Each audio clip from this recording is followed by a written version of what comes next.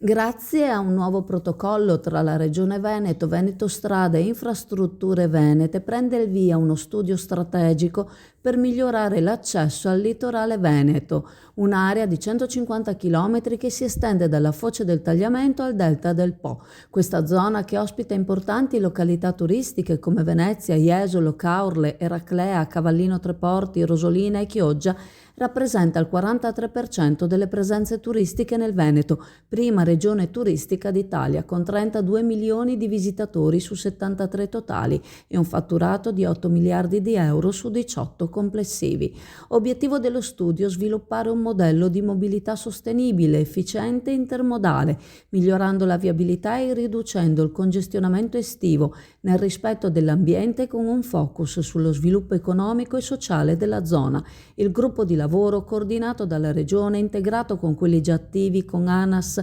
e RFI, analizzerà le principali direttrici di collegamento, le infrastrutture strategiche, i sistemi di trasporto pubblico locale su gomma e su acqua, le connessioni con aeroporti e stazioni ferroviarie, oltre a soluzioni alternative come la litoranea veneta e percorsi cicloturistici. Saranno coinvolti progressivamente la città metropolitana di Venezia, le province di Padova e Rovigo, gli enti locali, i gestori delle reti infrastrutturali e le associazioni di categoria. Al termine dell'analisi verrà elaborato un quadro dettagliato delle infrastrutture esistenti, evidenziando criticità e possibili interventi per migliorare la viabilità e garantire un accesso più efficiente e sostenibile al litorale veneto.